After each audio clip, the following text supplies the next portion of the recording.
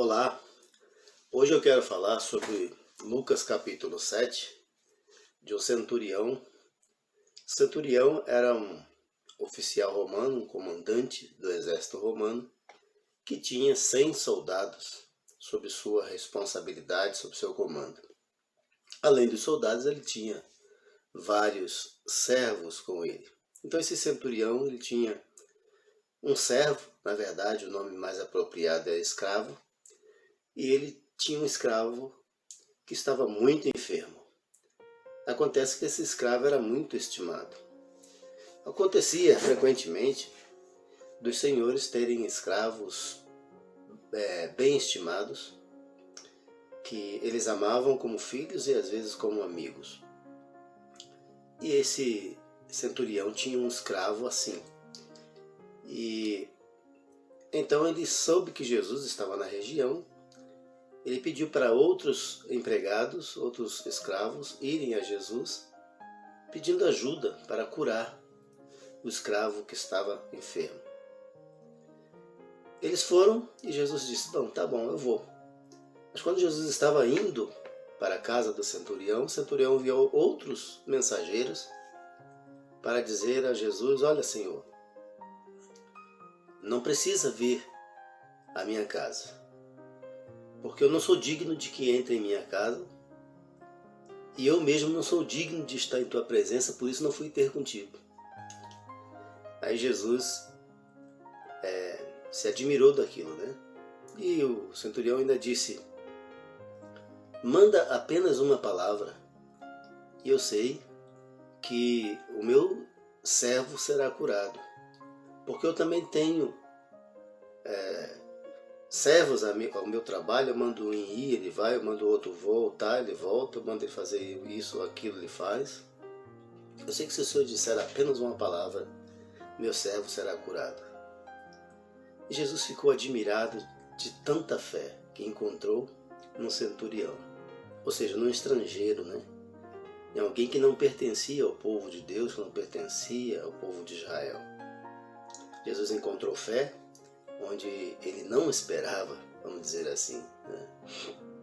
Então, Jesus louvou a fé daquele homem diante dos seus discípulos e deu a palavra, e o servo, o escravo do centurião, foi curado no mesmo instante. Bom, nessa história nós temos algumas lições, né? Primeiro, nós vemos aqui o centurião, o Senhor, indo a buscar recursos, agindo, trabalhando para o escravo, né? Trabalhando para curar o seu escravo, para servir ao seu escravo. Geralmente, assim, os senhores são servidos pelos escravos. Os senhores não têm afeto pelos escravos, mesmo que eles estejam doentes. Mas este senhor, o centurião, estava buscando auxílio para o seu escravo enfermo, porque o estimava muito. Bom, essa é um elo de ligação de Jesus, do centurião com Jesus. E eu creio que por isso Jesus atendeu aquele homem também. Porque Jesus é o Senhor, servindo a nós, seus escravos, servindo a nós, seus servos. Jesus veio ao mundo sendo Senhor e até padeceu a morte para nos salvar. Se identificou conosco no nosso sofrimento, ele sendo Senhor. Então o centurião teve uma identificação com Jesus. Isso fez com que Jesus também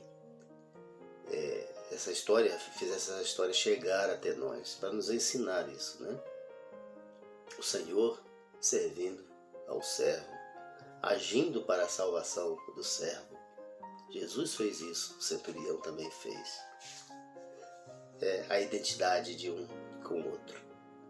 A outra coisa é que o centurião disse: "Olha, não precisa que o Senhor venha em minha casa, basta uma palavra."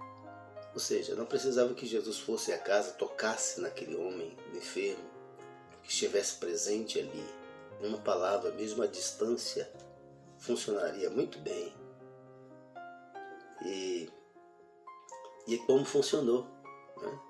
Daí nós aprendemos que a palavra de Jesus é a palavra de Deus. É a palavra poderosa. Ela não volta vazia. Ela cumpre o que lhe apraz. A palavra de Jesus é uma palavra que transforma situações mesmo à distância.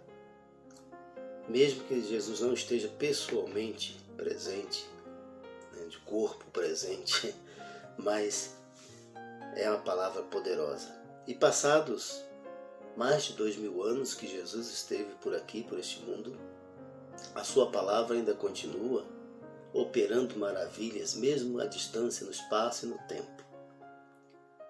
Continua transformando vidas, salvando pessoas, libertando os oprimidos, continua curando os enfermos. A palavra de Jesus continua sendo palavra de Deus e palavra poderosa. Então, que ensino maravilhoso, né? Que nos veio através da ação de um homem estrangeiro. Jesus encontrou fé onde ele não esperava. Olha, eu não sei qual é a sua vida, o que você está passando hoje. Qual é a tua situação, se é de enfermidade, se você tem algum problema, mas eu sei. A palavra de Jesus continua poderosa, continua operante, continua transformando vidas. E creia nisso. Ele poderá transformar a sua vida, mudar a sua história, conceder a você a vitória. Deus abençoe em nome de Jesus.